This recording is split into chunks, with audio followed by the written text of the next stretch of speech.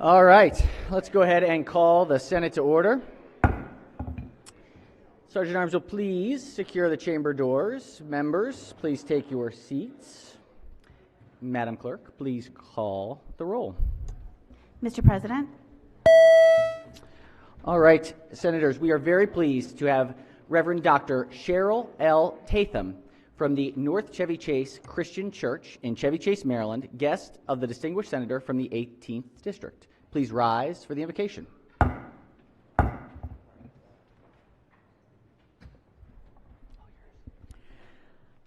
Join me as we pause in the presence of the holy in this time and in this place. Divine mystery. Creation astounds us even in the chill of the morning with the freshness of the spring air, the smell of growing grass and new flowers. Help us, even as we toil enclosed in confined spaces, to appreciate the magnificent display you set before us. For those here who revere this season as holy, may they be blessed in that observance. Today's news is once again filled with the frailties of human nature. Chaos and war rage in countries far removed from our shores and yet as close to us as brothers and sisters. And your people continue to suffer in poverty and oppression. We know that you are concerned about the billions of your creatures all over the earth, even the sparrow who falls to the ground, as if each one was the only one. In that infinite concern, you can certainly understand how hard it is for these senators to keep in mind the thousands of their fellow citizens for whom they must legislate. In the clamor and the noise of all the voices, give those who labor here the willingness to take the time to listen to their conscience, to their ethics, to their integrity, and to you, knowing that if they follow that still small voice within, all of your people will be served fairly, equitably, and with the dignity they deserve as fellow human beings. Be present today with all of those who, even as they work here, are thinking about loved ones with illness or in grief. Reassure them of your presence with them and with those they love. And now, O one who walks beside us and within us, take this body of fallible human beings into this day with a renewed commitment to serve your people in the great state of Maryland with their very best efforts, and give them the courage it takes to truly make a difference for the well-being of all people. Amen. Thank you. That's wonderful. Thank you. We have the senator from District 18. Thank you so much, Mr. President. Reverend Tatham has been an incredible spiritual leader in our community in North Chevy Chase, and I appreciate her words this morning and move to journalize this morning's prayer. Without objection, we will certainly journalize the Reverend Doctor's wonderful invocation this morning, and it was well received, well received. Thank you. All right, has everyone recorded their presence? If so, the clerk will take the call. With 46 members in the chamber and a quorum being present, the Senate of Maryland is now again in session. Do we have any introductions? Yes, Chair recognizes Senator from the 35th District. Thank you, Mr. President. I'm glad today to be joined. We're at spring break. In the gallery behind you, Mr. President, I'm glad to have my lovely wife, Sonia, and our 4 daughters. If you stand up, stand wonderful. up. Marie, Eliza, Helen, and Clara. Those girls are... yeah, let's give them a good warm Senate round. They'll get a couple of days of break from Girl Scouts, 4-H, sports, and everything else to come join us here in Annapolis. So thanks again. Wonderful. We're so glad they could be here. Spring break time. Always get to see some of the kids join for the day, and it's wonderful. Chair recognizes Senator from Prince George's. Thank you, Mr. President. I hope everybody would join me in welcoming some wonderful and amazing constituents from District 22 who are up in the gallery today to visit us. I have Patricia Parker. If they could all please stand, I believe they're behind me. Patricia Parker, Samuel Parker, Emmanuel, Dr. Lois Rosado, Carol Carrington, Matthew Enzio and his beautiful kids, Lois Wiseman, Rebecca Wilson, David Smith, Valerie McDowell, Beverly Ball, and Dorothy Bodie. If we can give them a warm Senate welcome, I really appreciate that. Thank you, and welcome to Annapolis. Welcome District 22 family. We're so pleased that you could join us today. Get to see your senator in action. He's doing great work. Chair recognizes Senator from District 30. Thank you very much, Mr. President. I too have a couple of constituents joining us today. If they could stand in the gallery, Angel Trainer, Judy Budensick, Carol Paraco, who are very involved locally in the recovery movement, as well as the Annapolis Police Foundation, which works to bring resources to kids around the community, and just ask you to give them a warm Senate welcome. Welcome. Thank you for joining us. Chair recognizes Senator from District 18. Thank you, Mr. President. Joining me in the gallery this morning is a constituent. Her name is Anita Snitman. She is joined by her nephew, Jacob McEwen.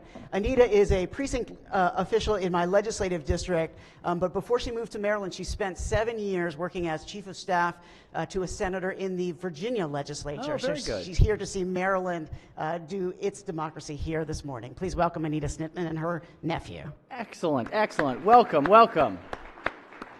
Get to see the professional legislature in action. No, just kidding. We love our friends in Virginia. Yes, Chair recognizes the senator from Howard County. Thank you, Mr. President. I'd like the Senate to give a warm welcome to the Doctor of the Day, Clement Banda, who is from District 13, and he is with the Maryland Vein and Skin Specialists in Columbia. Wonderful. Welcome. Thank you for serving the Senate today, or the General Assembly. Excellent. Chair recognizes Senator from Montgomery County. Thank you, Mr. President. I have my intern from the University of Maryland College Park, senior Vivian Tung, who worked here during the session in my office, and give her a warm Senate welcome. Welcome. Thank you for your work. Senator from Southern Maryland. Thank you very much, Mr. President. Today, the lady that sort of keeps my local office all together, Lynn Delahaye, has driven up here from Compton, Maryland. If you're not familiar with Compton, that's what celebrates the shores of Bretton Bay and St. Clements Bay, and she was lucky enough today to bring her 3 grandchildren, Alexander, Allison, and Richley. If we could offer them a warm Senate welcome. Excellent. Welcome. Oh, very good. Welcome. It's a very active district office, too. I've seen it up close. There's in and out. Folks are in and out. It's great. Other introductions? Are we ready with our resolution? Not yet ready for the resolution yet. Okay. Well, any other orders of business before we jump in today? Supposed to be opening day. Unfortunately, it looks like thunder, lightning, going to stop that. Yes, Chair recognizes Senator from the 23rd District. Thank you, Mr. President. If I may make a brief announcement. Senator may please proceed. Colleagues, many of you probably do not know, but I am an ambassador for Prince George's County with the Department of Family Service, Domestic Violence, and Human Trafficking Division. And for the last 7 years, I've participated in a conference called the Momentum Conference, which is aimed at decreasing domestic violence by working through men and helping men understand their responsibilities to do that. In appreciation for, we won't be here, but in appreciation for Father's Day, I've been asked by my county, and they're doing it on the House side, to ask members of the Maryland State Senate to take a Father's Day pledge. And the pledge is simple, and this is for men and women. The pledge says, I promise to maintain relationships that are based on respect, equality, trust, communication, honesty. I pledge to never engage in any type of abuse, physical, emotional, sexual, financial, or digital. Together we can end domestic violence. I have a board in the Senate lounge, and I would ask for each senator, when you take a break, please sign that board. This board will be presented proudly at our Family Services Department in Prince George's County to show that we are all connected and united to making families the best they could be. Thank you very much. Thank you, Mr. President. Senator. Appreciate that. Thank you. Most certainly. I saw the board in there, but I wasn't sure what it was. I didn't have a chance to really look up close, so now it makes much more sense. Thank you. That's great. Wonderful. Really great. All right. Any other, let's see, any other piece of business before we jump? I'm trying to delay. We have a resolution, but I don't think we're ready yet. They're coming down the hall. Anyone want to tell a joke or have a good pun? That's, no, they'll be here any moment. As we get ready for them, Senator from the capital city, maybe we could get a preview of who is joining us. Thank you very much, Mr. President. Colleagues, I've been serving in the Senate for 5 years, and I don't recall us doing this before, so I'm really excited that we get to honor this particular group of folks. We wouldn't have a PAGE program if we didn't have local hosts in Annapolis who literally open their doors, their homes, for the entirety of session to host 2 or 3 pages at a time. And that's a tremendous commitment. And the folks we're honoring today are some of our longest standing PAGE hosts that we have. So, Mr. President, I'll give the quick, brief overview, and then hopefully we'll be joined by them in time. Wonderful. Okay. So as we all might know, the Maryland General Assembly has offered the Student Page program for 53 years. Our student pages come from around Maryland and every county in Baltimore City. And throughout the 13 weeks of session every year, student pages come to my district to live for a week at a time for 2 weeks in the personal homes of local families while they serve in the Senate and House chambers. And again, these families open their homes to host 2 to 3 pages per week every week for up to 13 weeks during the 90-day legislative session. Just a tremendous commitment and sacrifice to make sure that our chambers can run smoothly. The housing host provides safe, comfortable living environments and caring support and supervision to our student pages while they're in Annapolis. And the housing component is a critical part of the PAGE program. And without these dedicated families opening their homes to the pages, the PAGE program just could not exist. And today it's my great honor to recognize this generous group of individuals who serve as a consistent and valuable support to the pages and therefore to all of us in the General Assembly. So over the last 53 years, we've had a number of families throughout Annapolis who have hosted. This year we have 7 Annapolis families hosting our pages. Joining us today representing 3 of the 7 hosts are Ms. Sue King, who began hosting this year in 2023. Thank you very much, Sue. Ms. Nan Henry, who's been hosting in 2020, and last but certainly not least, I'm sorry, Nan, thank you very much, Nan. Our longest serving housing host is Miss Ann Sloan, who began hosting pages in her home 46 years ago in 1977, only missing the 2 years we were without pages in 21 and 22 as the program went virtual. So, Ms. Sloan, that is just a tremendous commitment, and all of us are so great. We're full of gratitude for your sacrifice.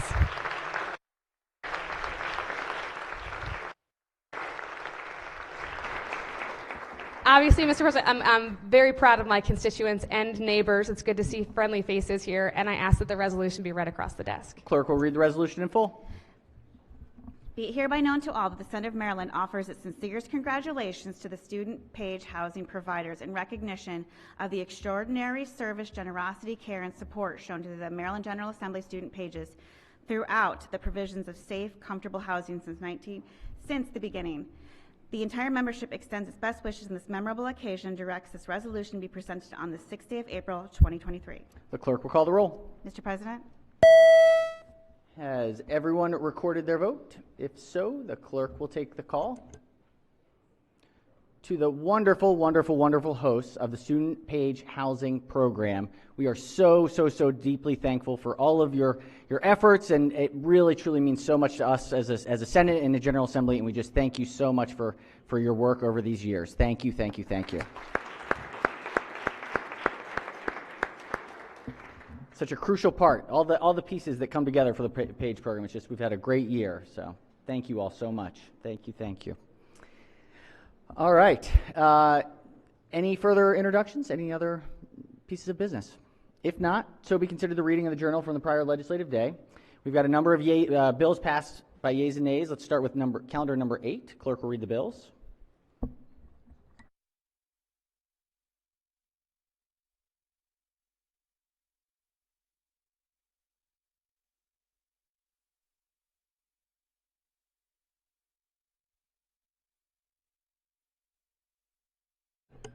Senate Bill 10, Senator Bailey. Majority Leader Department moves so be considered the reading of the bills. Let's go to the next calendar, number 9. Senate Bill 509, Senator Augustine, Healthcare Facilities, Nursing Homes, Acquisitions, and Licensures. Majority Leader moves so be considered the reading of the bills. We have a message from the House. Some hopeful bills, very, very hopeful bills here. Number 36, clerk will read the bills. House Bill 255, Delegate Boyce, Maryland Paint Stewardship Rules. House Bill 338, Majority Leader moves so be Delegate considered the Boyce. reading of the bills. They will be referred to the Rules Committee. We've got an announcement by the President. Clerk, read the announcement.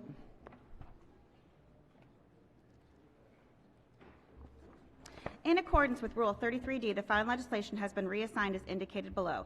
House Bill 984, Delegate Jay Lewis, Public Employee Relations Act, reassigned to Finance and Education, Energy, and the Environment.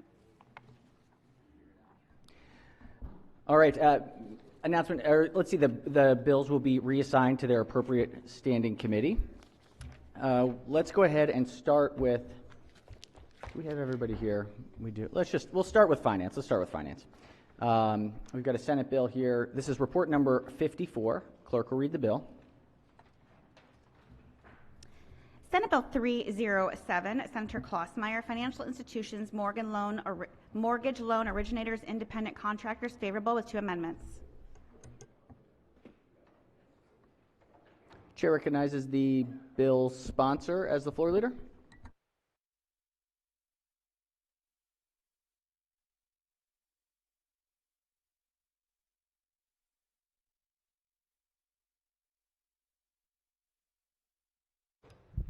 Thank you, Mr. President. As amended, Senate Bill 307 is the same as House Bill 282, which the Senate passed on second reader earlier this session. Could have been yesterday. The bill alters provisions of law relating to the licensing of mortgage loan originators. The bill provides for the licensing of mortgage loan originators who are independent contractors exclusively engaged by a licensed mortgage lender or a person exempt from licensing to act as a mortgage lender. Amendment number 1 limits the authorized licensing of mortgage loan originators who are independent contractors to persons who are also licensed insurance producers in good standing under state insurance law.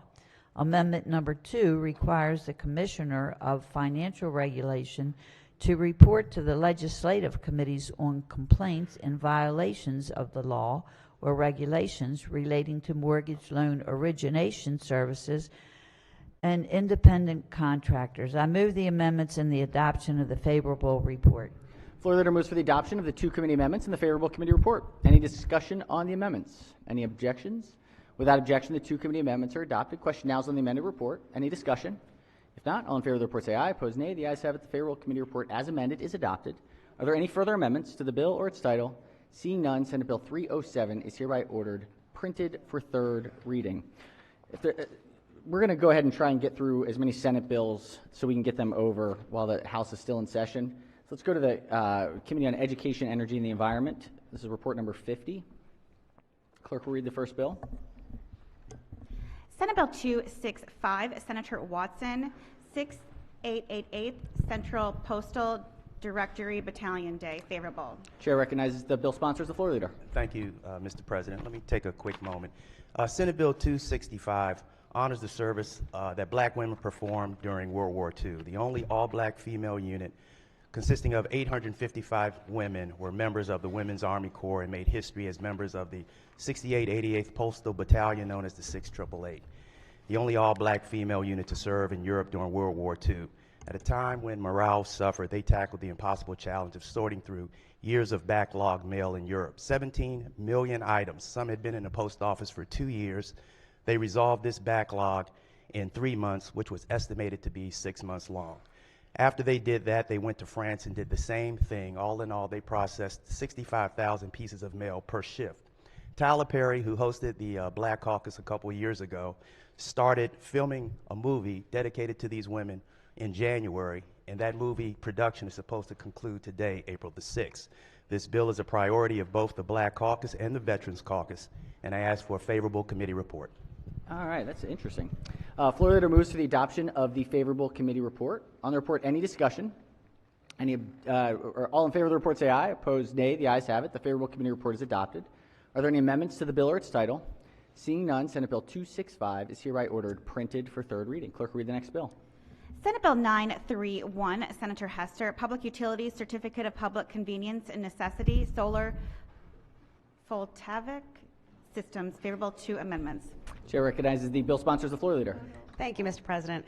Colleagues, Senate Bill 931 codifies the Public Service Commission precedent allowing co-location of electrically separate net metered projects without requiring permitting through the Public Service Commission Certificate of Public Convenience and Necessity process. The bill defines generating station in the Public Utilities article and establishes that generating units or facilities that meet specific requirements may be constructed without obtaining a Certificate of Public Convenience and Necessity, CPCN, from the Public Service Commission. The bill specifies the intent of the General Assembly that the bill apply to solar energy generating facilities and eligible customer generators under the state's net metering law. There are 2 committee amendments. The first makes technical changes, and the second limits the co-located CPCN exemption to solar photovoltaic projects and net energy metering generators and prohibits the total capacity of these co-located projects from exceeding 14 megawatts. The amendment also codifies provisions related to aggregate net energy metering and adds state government units and agencies and higher education institutions to the provisions. I move the adoption of the 2 committee amendments and the favorable committee report. Floor leader moves for the adoption of the 2 committee amendments and the favorable committee report. On the amendments, any discussion? Mr. President. Yes, Chair recognizes the minority whip on the amendments. I wonder if the floor leader would yield for a question. Will the floor leader yield? Yes. Senator may proceed. Thank you very much. I know agrivoltaics is an area that is going to grow in the coming years. Can you, with the amendments, can you just give a little bit more insight into what this bill will do relative to how utility, it seems like it's trying to get into what utility companies can charge, or I'm trying to be sure I understand what the bill does, to be perfectly honest, because I'm looking at the amendments. Can you give a little description about why we need this bill now? Yes. So just why we need this bill now is that this bill codifies existing practice. So Howard County has entered into multiple projects that are currently co-located but separate. And we had no problem with this and have made several financial agreements based on existing practice until we got to the very last the last project. And at that point, there seemed to be a little bit of a kerfuffle. And so we've worked with the PSC, we've worked with all the stakeholders, and agree that codifying existing practice will really make it easier across the entire state of Maryland. Can I ask who was the main obstacle? I'm asking honestly because there's not any testimony, but I'm assuming this needed to be done for who was opposed to it. Yeah. So nobody is opposed to this bill. The bill had, however, there was confusion at the local level, and so between the local government and the PSC, it's now sorted out, and MACO supports this bill. Were they confused because they thought they were getting some kind of exemption, or were they confused because he's authorizing something that maybe they thought didn't exist in law, or? It was just confused about whether or not a CPCN was actually necessary in this particular instances with co-located projects. Okay, so this is allowing there to be one. This is making sure it's clear that there can be a, or that there doesn't need to be one. It's codifying the current practice that for these smaller projects, the counties are able to do the local process without the need for a CPCN. Okay. Thank you, Mr. President. Thank you so much. All right. On the amendments, Chair recognizes the minority leader. That's right. Thank you. Just Will the floor leader yield, please. Senator may proceed. Make sure I understand. The CPCN process goes through the PSC. So where was the confusion in Howard County that you were mentioning?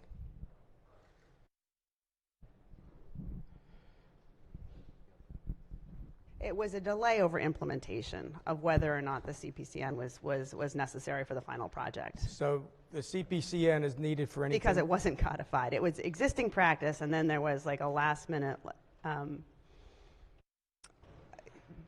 question about whether CPCN was needed. CPCN is needed over 2 megawatts. Yes. Right? Okay. And so this wanted to co-locate a number of projects together. It really was one larger project, but they could permit it as a number of different projects that kept all of them below 2 megawatts, therefore not needing the CPCN? Yes, as long as it doesn't exceed 14 megawatts. So we've now, in a sense, are expanding a solar project, as long as it's co-located, from 2 megawatts to 14 megawatts that would not need a CPCN. That we codified existing practice. This has been done for a long time. It's PSC existing practice. That they were allowing co-located projects Yes. to exist, Yes. but now the cap is 14 megs. As long as it's multiple parcels. Is that what they're saying? Could you repeat the question, please? You're saying that we're codifying existing language. The cap for a solar project is 2 megawatts. Anything over 2 megawatts has to get a CPCN. They are now saying that if they're co-located or adjacent projects, even though it could essentially be one larger project with just, let's say, 7 or 6 different 2 megawatt projects, that it would not need a CPCN now because it's co-located and it's under 14 megawatts? So this was existing PSC precedent for 2 megawatt co-located projects under 14 megawatts to not need a CPCN. Right, but now we're codifying it to say that they can be co-located, they can all be adjacent to each other, up to 14 megawatts, and not need a CPCN. That is correct. We are codifying existing practice. Okay, so who makes the decision then? So these are larger projects. Do the counties then have the capability of disallowing these projects, these under projects within their counties? I think the answer is yes.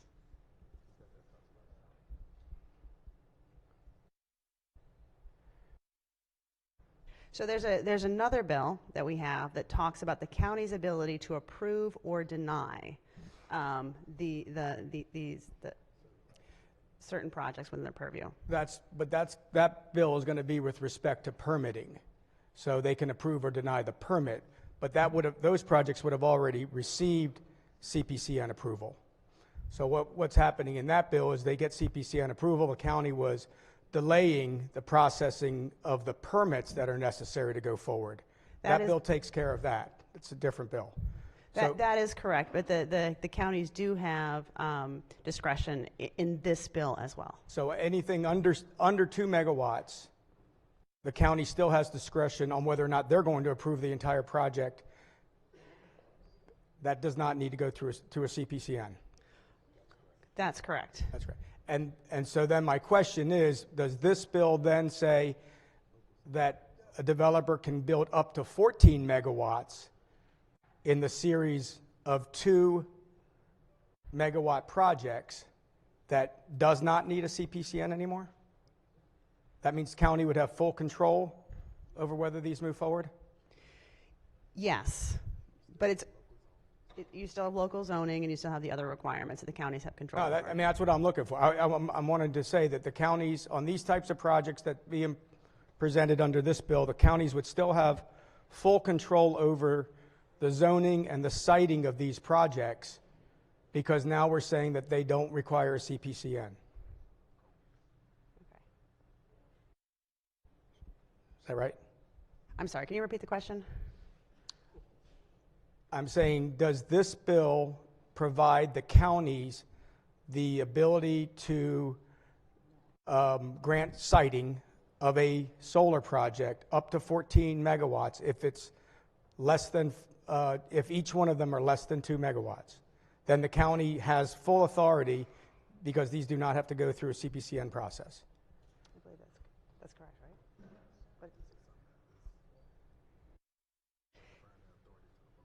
Yes, so the answer to your question is yes. Okay. And this is something that we are already doing. We're deferring the authority to the local governments, and we're at the 14 megawatt cap. Okay, good. That's all I wanted to say. I want to make sure that local governments have more authority in this process. So that's what you're confirming, that the local governments have the authority.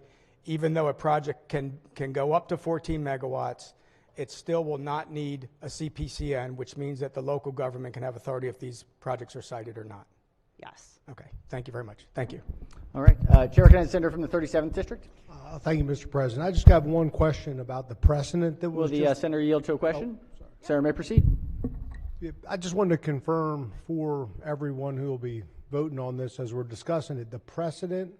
Is the precedent to allow these multi-projects to move forward outside of CPCN, or is the precedent to allow these projects to be joined together? Yeah. Yes.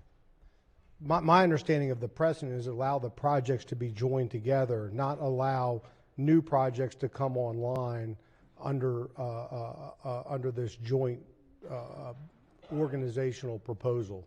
Is that accurate? There are exemptions to the CPCN process throughout the code, and so we're codifying the existing practice of 2 megawatt projects co-located being under the authority of the local county government.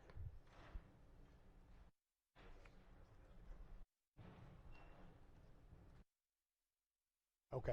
I think I just wanted to clarify what the precedent was.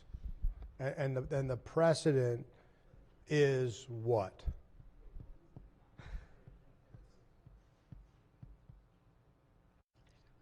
That CPCN exemptions for co-located projects under 2 megawatts exist. For existing, that's not new projects coming on, though. The question I think the bill addresses are new projects coming on in the future. Am I correct in that, or am I missing something? It has been the policy to do this forever. Okay, thank you. Chair recognizes the senator from Baltimore City and County. Thank you, Mr. President. Would the floor leader yield for a question? As you started out, you said that this is basically cleaning up and conforming to general practice. Yes, it is. Okay. Currently, is there a definition for a greening station in the Public Utility Code? No. Yeah, and so this bill does do that, right? And additionally, other energy sources, everyone else besides solar. Currently, is solar currently regulated, and does this bill now put solar generating stations under Public Utility Code? Yes, it does. Yes. And then additionally, there is the practice of having these smaller stations, and so that clarifies that. Yes. Right? And it's the case that while there could be a maximum of 14, that each is judged individually, and would the local jurisdictions have an opportunity to individually determine whether it was appropriate to cite them, to co-locate them? Yes, that is correct. Oh, thank you. Thank you, Mr. so President. much. Okay, any further discussion? Any further discussion on the amendments? If not, any objection to the amendments? Without objection, the 2 amendments are adopted. Question now is on the amended report. Any discussion? If not, all in favor of the report say aye. Opposed, nay. The ayes have it. The Favorable Committee report as amended is adopted. Are there any further amendments to the bill or its title? Seeing none, Senate Bill 931 is hereby ordered printed for third reading. Before we move to the next, yes, Chair recognizes the senator from Montgomery County. Thank you very much, Mr. President. Permission to use the senator's name? Senator may proceed. Thank you very much. On behalf of Senator Hester and myself, we wanted to welcome students and faculty from the Damascus Christian Homeschool. I hope you'll give them a warm Senate welcome. Welcome. Welcome to the Damascus Christian Homeschool team. Welcome. Hopefully you get to see us working on democracy in action and enjoy it. Have fun. Enjoy your visit. All right. Let's see. We have a report from the Committee on Budget and Taxation. Clerk will read the bill. This is report number 33, Madam Clerk. Senate Bill 906, Senator Rosapep, Economic Development Industry 4.0 Technology Grant Program, favorable with 1 amendment. Chair recognizes the sponsor of the bill as the floor leader. Thank you, Mr. President. This bill is designed to help our manufacturing industry move down the technology curve. As we now know, our cars are basically computers on wheels. Same with manufacturing. We need to move our manufacturers into the 21st century. This is a small grant program, $1 million in the Department of Commerce to provide grants from $25,000 to $500,000, matching investments by the business to modernize their technology, both with equipment and training to operate the equipment. Move the amendment and the favorable report. All right. The floor leader moves for the adoption of the 1 committee amendment and the favorable committee report. On the amendment, any discussion? Any objections? Without objection, the 1 committee amendment is adopted. Question now is on the amended report. Any discussion? If not, all in favor of the report say aye. Opposed, nay. The ayes have it. The Payroll Committee report as amended is adopted. Are there any further amendments to the bill or its title? Seeing none, Senate Bill 906 is hereby ordered printed for third reading. Madam Secretary, can we ring the bells, please?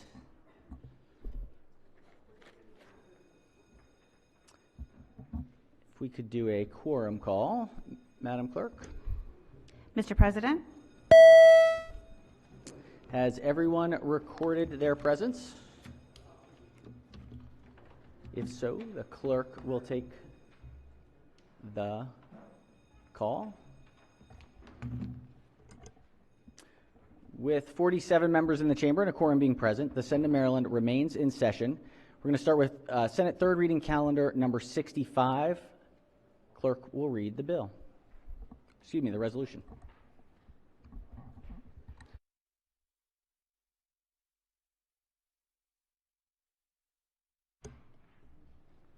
SJ number 5, the President, locating the new Federal Bureau of Investigation headquarters in Maryland.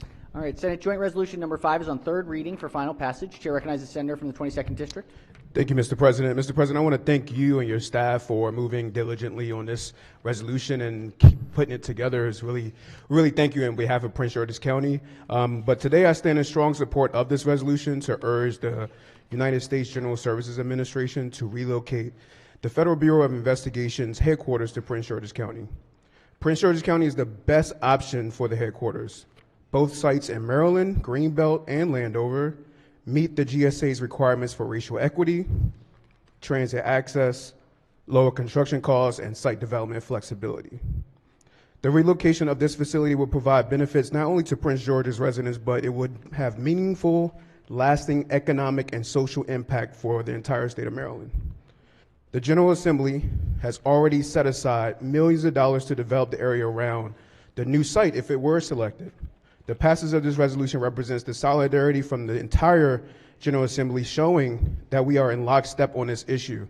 Mr. President, I would also like to thank, with this resolution, I also thank the Maryland Municipal League for sending a letter of support, the Maryland Association of Counties for also sending a letter of support for the FBI being relocated to Prince George's County, and the National NAACP for also sending a letter of recommendation and support for the site being relocated to Prince George's County in the great state of Maryland. And with that, you'll see a green vote for me on this joint resolution. Thank you. Thank you, Senator, and thank you for your leadership on this. It's an important one. Any further discussion? Any further discussion? If not, the clerk will call the roll. Mr. President, Has everyone recorded their vote? Does anyone wish to change their vote? Explain their vote? If not, the clerk will take the call. With 47 votes in the affirmative, the Senate of Maryland unanimously passes the joint resolution number 5. All right, let's go to third reading calendar number 66. These are Senate bills that we can hopefully get over there and read across before the end of the session. Clerk, read the first bill. Senate Bill 151, Senator Augustine, Equitable and Inclusive Transit-Oriented Development Enhancement Act. Senate Bill 151 is on third reading for final passage. Any discussion? If not, clerk will call the roll. Mr. President, Has everyone recorded their vote? Anyone wish to change their vote? Explain their vote? If not, the clerk will take the call. With 36 votes in the affirmative, Senate Bill 151, having received a constitutional majority, is declared passed. Clerk, read the next bill. Senate Bill 260, Senator West, Maryland Paint Stewardship. Senate Bill 260 is on third reading for final passage. Any discussion? If not, clerk will call the roll. Mr. President, Has everyone recorded their vote? Anyone wish to change their vote? Explain their vote? If not, the clerk will take the call. With 35 votes in the affirmative, Senate Bill 260, having received a constitutional majority, is declared passed. Clerk will read the next bill.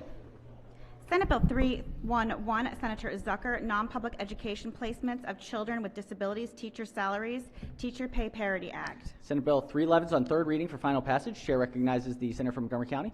Thank you very much, Mr. President. Mr. President, it's interesting. During the course of session, we often get lost in the weeds, and we're just kind of going through the motions of passing legislation and doing the best we can for the people of Maryland.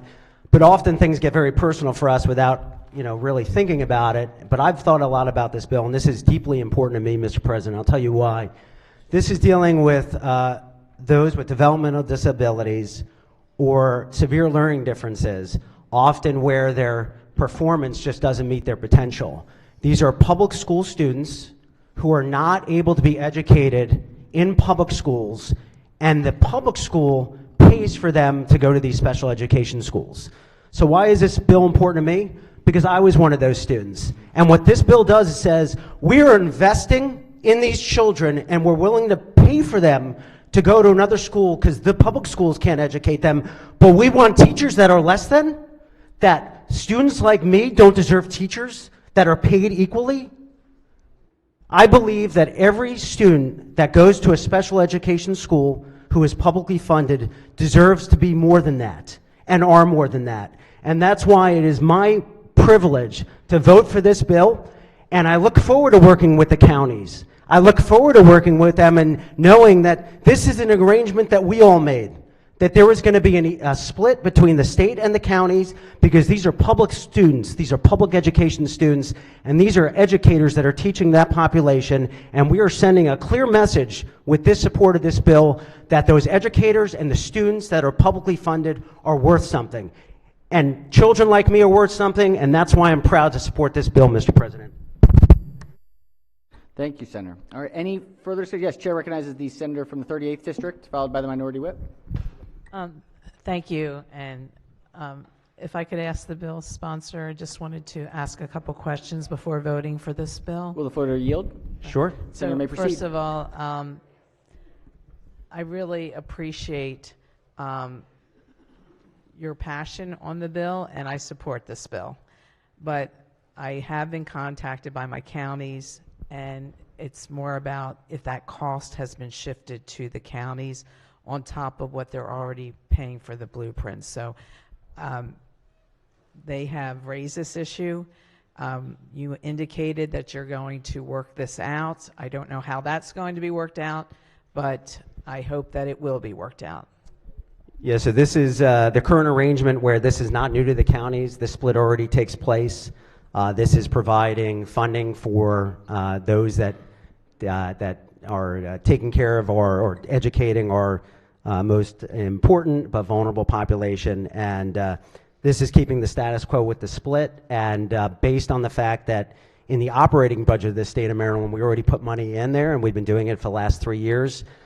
We've made modifications, so any additional costs beyond and above would be de minimis. All right. Chair recognizes the Minority Whip. Thank you, Mr. President. So, a lot of us have been receiving contact about this, and I totally agree with the aim of the bill. My question, if I could ask the bill sponsor, who I know your passion for this, and I agree with you, but I'm trying to understand, is there more money now on top of what the normal split is, or no? It depends on if it's over a certain amount of cost. So they're already spending a certain amount, so you have your base, and then it's 200 times above that. So the split, the 70-30 split, which is consistent with what current practice is, any costs, if there's not parity, would be above that.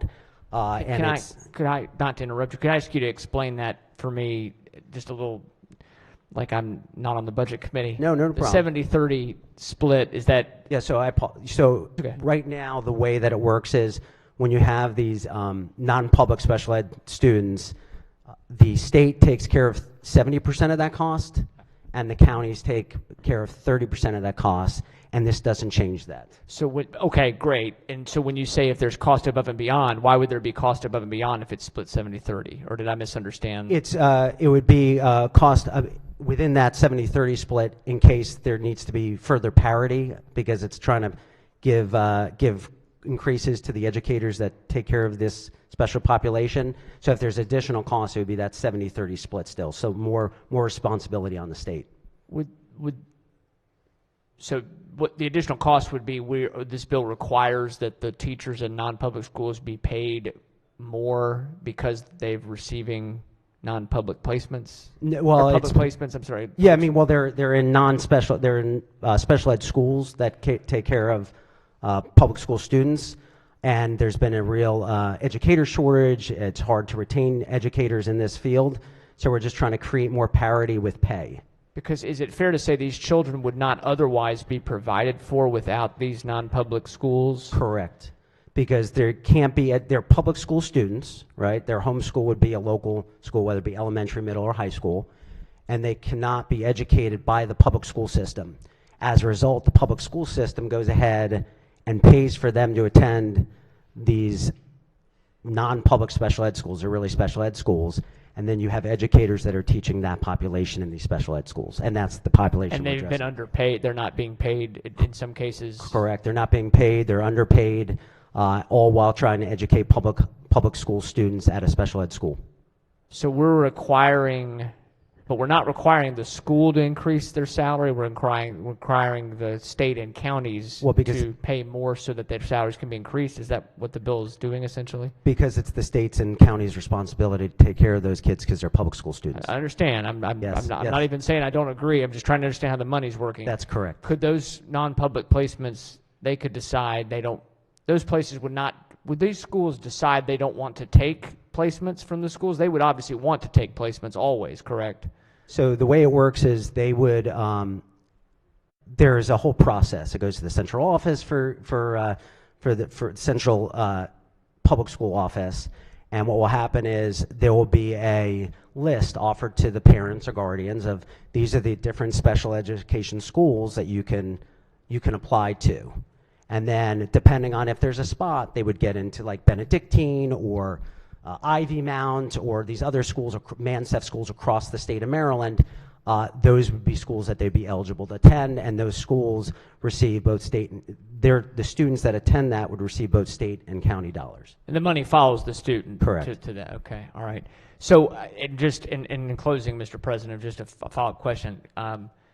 We're going to work. My concern is this, and I only heard about this morning. So, because yesterday I don't know, wasn't sure that I understood that there was adding above and beyond.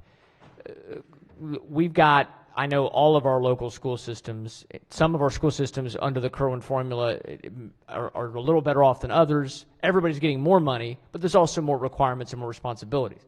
So for example, when we made community college free, I think it's great we're going to let high schoolers go to community college and not have to pay, but it's not even means tested. So now in a school system like mine in Carroll County, they're going to be spending several $1 million more a year just on that, and they're not against it, but it's just extra money that you didn't plan on. So this is another example of something, and I would think for a lot of counties it may not be a giant amount. I'm just trying to watch and be sure. There's a lot coming down the pike with, as we've all talked about, with Kerwin. So when you say the committee is going to work, I think, with the counties in future to try to help if there are issues with this. I mean, some counties like mine, it may not be a giant cost, but others it may be. So my understanding is, not to get in the weeds on the budget stuff, but my understanding is if you're to take a statewide approach, if this is implemented, you're talking about the low millions on a statewide extra cost. If you take the entire 24 jurisdictions, it would only be an additional couple $1 million a year statewide. Okay, so because I saw something on a fiscal note about like 16 or 17 million. Yeah, that was as before the bill had been modified. Okay, because there's a lot of amendments, so I was sure. Okay, all right. I really appreciate your answers, and again, I think we all agree we want to take care of these kids and support the folks who are helping them. It's a very difficult job too. So. And I appreciate the body keeping keeping with me on this. It's a very, sometimes you get very personal, Mr. President, and this is a bill that's very personal to me, especially when it hits home like this. And I know it's benefiting a lot of people. So I appreciate the questions asked on the floor today.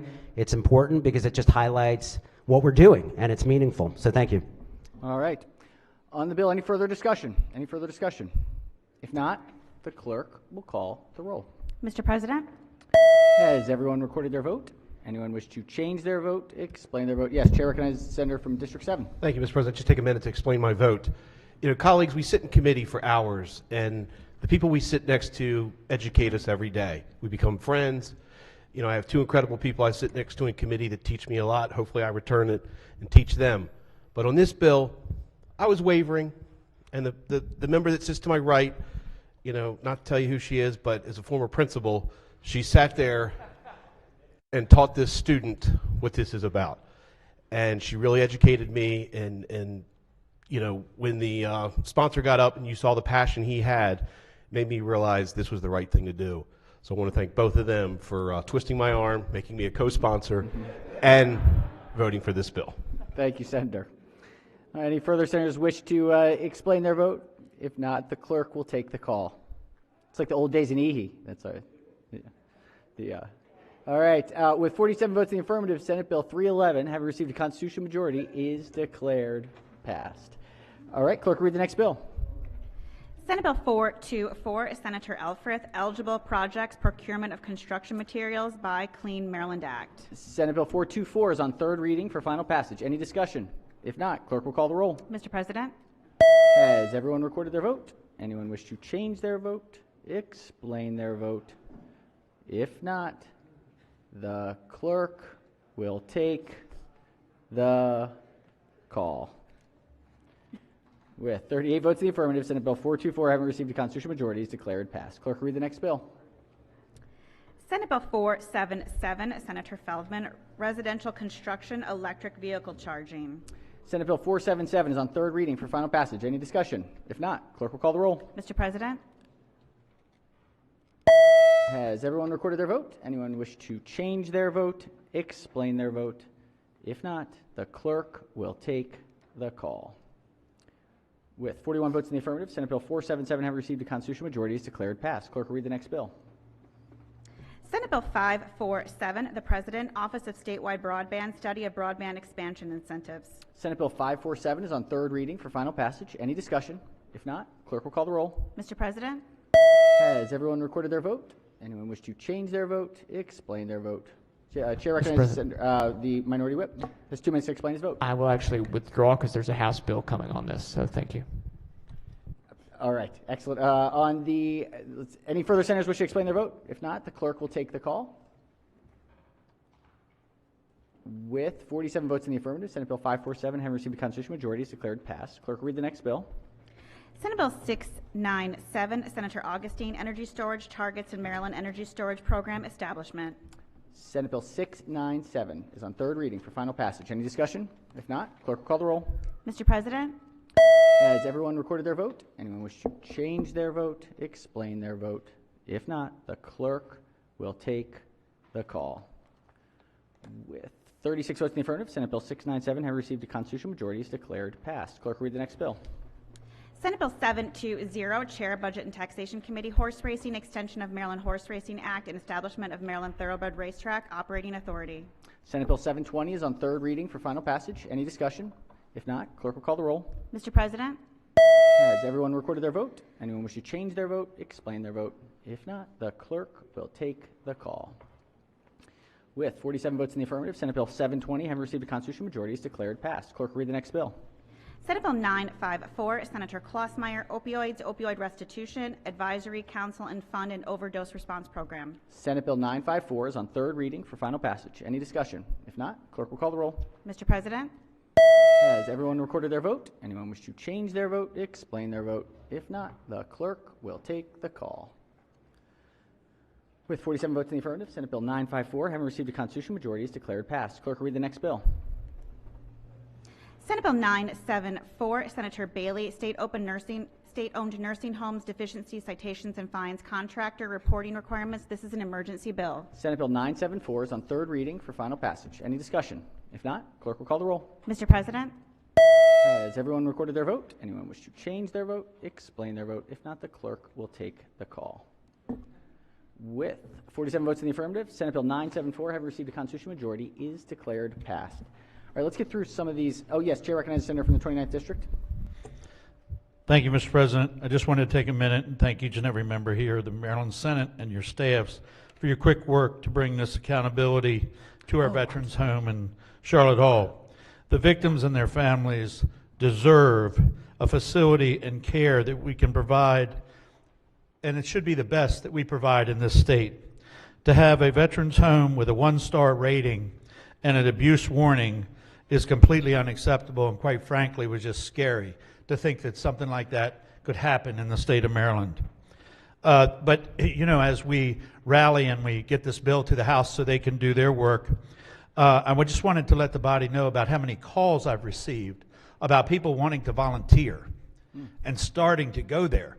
And this morning, 6 o'clock, I'm dealing with the VFW that is now having a steak night Saturday night, and they're transporting all the veterans that can make it down to the VFW to take care of them. So we all rally around things. This is important, and I appreciate it. Excellent. Thank you. And apologies, Senator, for not catching it for when the vote was still open. So thank you for those reflections. Thanks for your work on this. Thank you.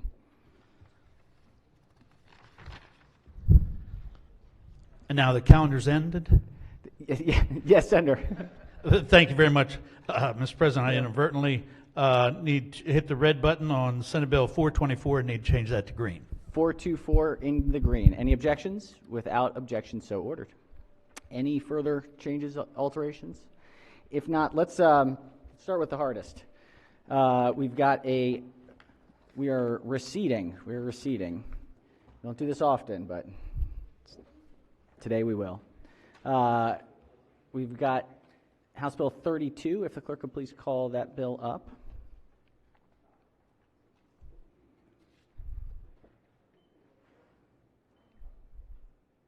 All right, the clerk will read the message. House Bill 32, Delegate Charkoudian, Maryland Food Systems Resiliency Council. By the Majority Leader, ladies and gentlemen, the Senate, the House of Delegates refuses to concur in the Senate amendments and respectfully requests the Senate recedes from its position. Should the Senate prefer a conference committee to confer on the disagreeing votes of the two houses, the House appoints Delegate Stewart, Chair, Delegate Davis, Delegate Noraki. The said bill is returned herewith by order Sylvia Siegert, Chief Clerk. Message having been read is ordered journalized. Let's recognize the chair of the committee. Yes, very briefly, the bill establishes the existing Maryland Food System Resiliency Council in the Office of Resilience within the Maryland Department of the Emergency Management. The Senate amendments had removed language originally added by the House, adding a representative of the seafood industry to the council. After further discussion, Mr. President, the committee has decided to accept that addition. Thus, the committee recedes from our prior position. The committee seeks to recede, so we're going to go through a couple motions here. This is our more challenging, complicated one. So in order to get back to those amendments, the committee amendments, we're going to have to, the chair is going to move that we reconsider the vote by which the bill passed third reader. Are there any objections? Without objection, so ordered. Now, reconsider the vote by which the favorable committee report was adopted. Are there any objections? Without objection, so ordered. We'll now move to reconsider the vote by which the committee amendments were adopted. Any objections? Without objection, so ordered. We have substitute amendments, or are we taking the bill, Mr. Chairman, are we taking the bill as it came over from the House? Yeah, the latter. We're taking the bill as it came from the House. So we're taking the committee amendments off? Correct. Okay, so we should be in the right posture. So right now we have the bill is, the favorable committee report is before the body. All in favor of the report say aye, opposed nay. The ayes have it. The favorable committee report is adopted. And the bill is now before us on third reading for final passage. Any discussion? If not, the clerk will call the roll. Mr. President? Has everyone recorded their vote? Anyone wish to change their vote? Explain their vote. If not, the clerk will take the call. With 47 votes in the affirmative, House Bill 32, having received a constitutional majority, is declared passed. Clerk will read the message.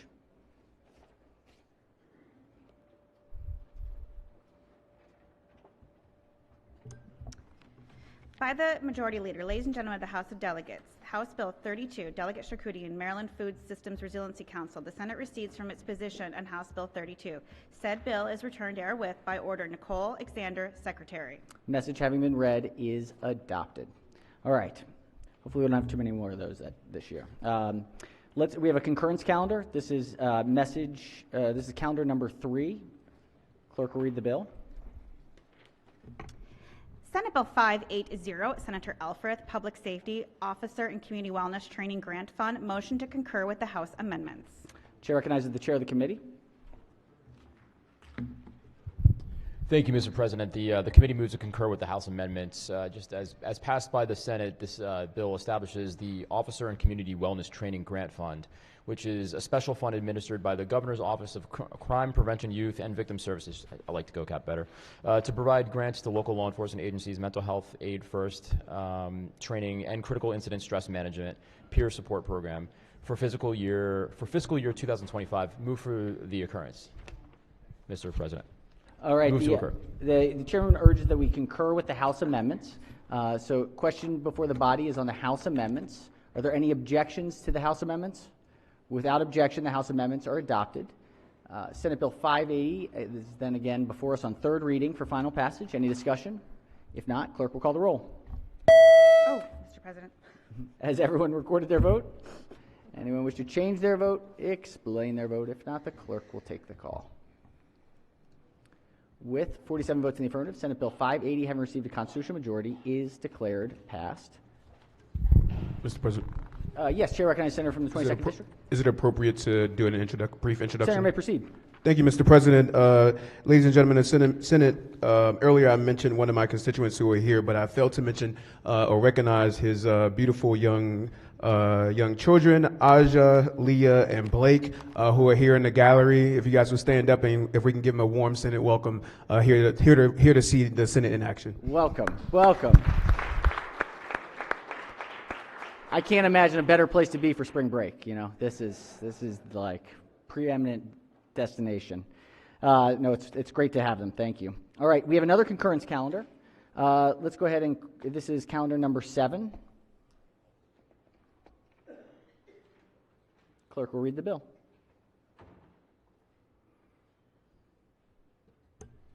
Senate Bill 346, Senator King, Maryland Sign Language Interpreters Act. Motion to concur with the House amendments. Chair recognizes the chair of the committee. Thank you, Mr. President. This bill establishes a licensing and regulatory scheme for sign language interpreters in the state. The House amendments make a technical change and modify reporting requirements from the judiciary. The committee will moves to concur with those amendments. All right. The chairman urges that we concur with the House amendments. Any discussion? Any objection to the House amendments? Without objection, the House amendments are adopted. We now have Senate Bill 346 before the body on third reading for final passage. Any discussion? If not, clerk will call the roll. Mr. President. Has everyone recorded their vote? Anyone wish to change their vote, explain their vote? If not, the clerk will take the call. With 47 votes in the affirmative, Senate Bill 346, having received a constitutional majority, is declared passed. We've got another one. This is number 4. Actually, we have 4 in this calendar. Concurrences on, we'll read the first bill on concurrence calendar number 4. Senate Bill 184, Senator Bidel, Health Insurance, Diagnostic, and Supplemental Examinations for Breast Cancer Cost Sharing. Motion to concur with the House amendments. Chair recognizes the chair of the committee on the House amendments. Thank you, Mr. President. So the committee moved to concur on Senate Bill 184, which prohibits health insurance carriers that provide coverage for diagnostic breast exams or supplemental breast examinations from imposing a co-payment, co-insurance, or deductible requirement for such exams. The House amendments require that the Maryland's Healthcare Commission study and report on the financial impact of eliminating health insurance cost sharing for diagnostic image-guided biopsies for breast cancer and change the effective date to the bill. Move to concur. All right, the chair urges that we concur with the House amendments. Any discussion? Any objections? Without objection, the House amendments are adopted. Senate Bill 184 is now again before the Senate on third reading for final passage. Any discussion? If not, clerk will call the roll. Mr. President. Has everyone recorded their vote? Anyone wish to change their vote? Explain their vote. If not, the clerk will take the call. With 47 votes in the affirmative, Senate Bill 184, having received a constitutional majority, is declared passed. Clerk will read the next bill. Senate Bill 200, Senator Lamb, Health Occupation State Board of Chiropractic Examiners, Disciplinary Actions and Procedures. Motion to concur with the House amendments. Chair recognizes chair of the committee. Thank you again, Mr. President. Senate Bill 200 authorizes the State Board of Chiropractic Examiners to deny a license to an applicant or to take special actions against a licensee, including suspending or revoking a license if the applicant or licensee fails to comply with any board order. The House amendments are simply technical, so we move to concur. All right, the chair urges that we concur with the House amendments. Any objection to the House amendments? Without objection, the House amendments are adopted. Question now is Senate Bill 200. It's on third reading for final passage. Any discussion? If not, the clerk will call the roll. Mr. President. Has everyone recorded their vote? Anyone wish to change their vote? Explain their vote. If not, the clerk will take the call. With 47 votes in the affirmative, Senate Bill 200, having received a constitutional majority, is declared passed. Clerk will read the next bill. Senate Bill 377, Senator Kramer, Workmen's Compensation Benefits Offset and Study. Motion to concur with the House amendments. Chair recognizes the Chair of the Committee. Thank you, Mr. President. Senate Bill 377 clarifies that certain workmen's compensation benefits are available to specified public sector employees, that they are limited to an offset only if the benefits are based in whole or in part on the same body part. The House amendments state that rather than requiring the Joint Committee on Workmen's Compensation Benefit and Insurance Oversight to produce a certain report, it's the intent of the General Assembly that MACO and the professional firefighters of Maryland work together on that report. Basically, they're the ones that have access to the information needed in the report, so we move to concur. All right. Chair moves that we concur with House amendments. Any discussion? Any objections? Without objection, the Senate concurs with the House amendments. Senate Bill 377 is again before the Senate on third reading for final passage. Any discussion? If not, clerk will call the roll. Mr. President? Has everyone recorded their vote? Anyone wish to change their vote? Explain their vote. If not, the clerk will take the call. With 47 votes in the affirmative, Senate Bill 377, having received a constitutional majority, is declared passed. Clerk will read the next bill. Senate Bill 584, Senator Guile, Public Health, Parkinson's Disease Advisory Committee and Website. Motion to concur with the House amendments. Chair recognizes the Chair of the Committee. Thank you, Mr. President. Senate Bill 584 makes clarifying changes to the Parkinson's Disease Registry Advisory Committee. It requires periodic meetings and in the development of a website that includes information on the incidence of Parkinson's disease in the state. The House amendments require that there be a quarterly report instead of a monthly report, so we concurred with the amendments, and we also moved back the reporting date. All right. The Chair moves to concur with the House amendments. Any discussion? Any objections? Without objection, the House amendments are adopted. Senate Bill 584 is again before the Senate on third reading for final passage. Any discussion? If not, clerk will call the roll. Mr. President? Has everyone recorded their vote? Anyone wish to change their vote? Explain their vote. If not, the clerk will take the call. With 46 votes in the affirmative, Senate Bill 584, having received a constitutional majority, is declared passed. We've got another concurrence. Ooh, several bills. This is calendar number 5. Clerk, read the first bill. Senate Bill 124, Senator Hester, Maryland Food Systems Resiliency Council. Motion to concur with the House amendments. Chair recognizes the Chair of the Committee.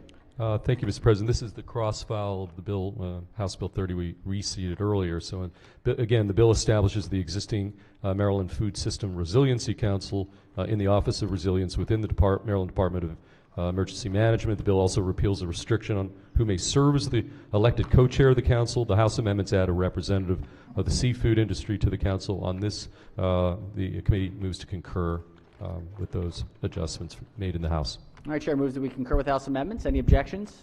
Without objection, the House amendments are adopted. Senate Bill 124 is on third reading for final passage. Any discussion? If not, clerk will call the roll. Mr. President? Has everyone recorded their vote? Anyone wish to change their vote? Explain their vote. If not, the clerk will take the call. With 47 votes in the affirmative, Senate Bill 124, having received a constitutional majority, is declared passed. Clerk will read the next bill. Senate Bill 224, Senator Augustine, Department of the Environment, Zero Emissions Medium and Heavy Duty Vehicles Regulations, Clean Trucks Act of 2023. Motion to concur with the House amendments. Chair recognizes the Chair of the Committee. Thank you, Mr. President. The bill requires the Maryland Department of the Environment by December 1, 2023 to adopt regulations establishing requirements for the sale of new zero-emission medium and heavy-duty vehicles in the state. The department must, in consultation with specified state agencies, prepare a needs assessment and deployment plan related to the successful implementation of the regulations and submit the plan to the General Assembly by December 1, 2024. The regulations must take effect starting with model year 2027, but the department is authorized to delay that implementation of the regulations under specified circumstances. The House amendments conform provisions of the bill expanding the state's medium-duty and heavy-duty zero-emission vehicle grant program to the provisions of House Bill 550, the governor's Clean Transportation Energy Act, as passed by the House and the Senate. With all that said, Mr. President, the committee moves to concur. All right. Chair moves that we concur with the House amendments. Any discussion? Any objections? Without objection, the House amendments are adopted. Senate Bill 224 is again before the Senate on third reading for final passage. Any discussion? If not, clerk will call the roll. Mr. President? Has everyone recorded their vote? Anyone wish to change their vote? Explain their vote? If not, the clerk will take the call.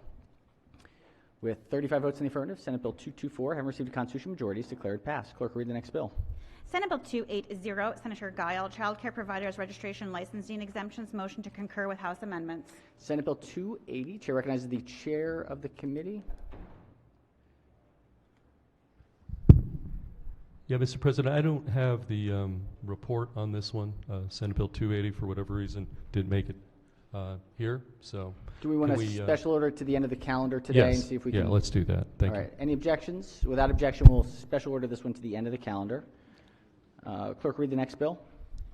Senate Bill 327, Senator Elfrith, Hunting, Wildlife, Conservation, and Outdoor Recreation Funding, Promotion, Management, Licenses, Permits, and Stamps, motion to concur with the House amendments. Chair recognizes the chair of the committee. Yes, thank you, Mr. President. The bill establishes the Wildlife Conservation Education and Outreach Program within the Department of Natural Resources to, in general, increase outdoor recreation and stewardship, hunting, and wildlife conservation. The bill also increases fees for various hunting licenses, stamps, and permits, and requires the department develop a plan to address deer overpopulation in the state. The House amendments strike language that would have specifically required the department to examine the feasibility of implementing a rotational closure hunting strategy on state park land. This change conforms the bill to House Bill 983 as passed by the committee. Mr. President, the committee moves to concur. All right, the chair moves that we concur with the House amendments. Any discussion? Any objections? Without objection, the Senate concurs with the House amendments. Senate Bill 327 is now again before the Senate on third reading for final passage. Any discussion? If not, clerk will call the roll. Mr. President? Has everyone recorded their vote? Anyone wish to change their vote, explain their vote? If not, the clerk will take the call. With 47 votes in the affirmative, Senate Bill 327, having received a constitutional majority, is declared passed. Clerk will read the next bill. Senate Bill 422, Senator Bailey, Natural Resources, Black Bass Conservation Fund Establishment, motion to concur with the House amendments. Chair recognizes the chair of the committee. Yes, Mr. President. This one as well, there's apparently two motions concur paperwork that, if we can put that with the other Senate Bill 280. We'll special order that one behind Senate Bill 280. Any objections? Without objection, so ordered. Clerk will read the next bill. Senate Bill 741, Senator Jackson, Public Safety, Refrigerants, Limitation on Use, motion to concur with the House amendments. Chair recognizes the chair of the committee. Thank you, Mr. President. This bill establishes that the use of a refrigerant may not be prohibited or otherwise limited by a building code or other regulation in the state if the refrigerant is designated as acceptable for use in accordance with certain provisions of the Federal Clean Air Act. The House amendments clarify that the bill does not affect Department of the Environment's authority to regulate the use of refrigerants and conforms the bill to its House cross-file. Mr. President, the committee moves to concur. All right, the chair moves that we concur with the House amendments. Any discussion? Any objections? Without objection, the House amendments are adopted. Senate Bill 741 is again before the Senate on third reading for final passage. Any discussion? If not, clerk will call the roll. Mr. President? Has everyone recorded their vote? Anyone wish to change their vote, explain their vote? If not, the clerk will take the call. With 47 votes in the affirmative, Senate Bill 741, having received a constitutional majority, is declared passed. Clerk, read the next bill. Senate Bill 781, Senator Hester, Offshore Wind Energy State Goals and Procurement, Promoting Offshore Wind Energy Resources Act, motion to concur with the House amendments. Chair recognizes the chair of the committee. Yes, Mr. President. Yes, on this one, let's special order this one. There's a bit of a complication constitutional issue that's arisen on this one. Let's just make sure we get this one right. Okay. All right. So the chair. Can we just put this to the end of the calendar? Special order the bill until after